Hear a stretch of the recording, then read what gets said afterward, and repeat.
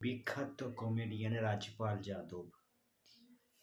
উনি প্রায় আজ থেকে ৫ বছর বা ১০ বছর আগে একটা ফিল্ম করেছিলেন 'আতা পাতা লাপাতা'। এই ফিল্মটা করার সময় ৫ লক্ষ টাকা বা টাকার লোন নিয়েছিলেন।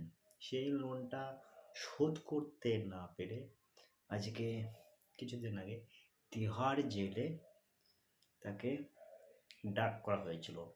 মানে ৫ লক্ষ টাকাটা এখন কিন্তু অনেক বেশি হয়ে গেছে, তাই না? এবার তো লোনটা শোধ করতে পারেনি। এবার ওই অনুযায়ী লোনটা এখন বর্তমানে অনেক বেশি হয়ে গেছে।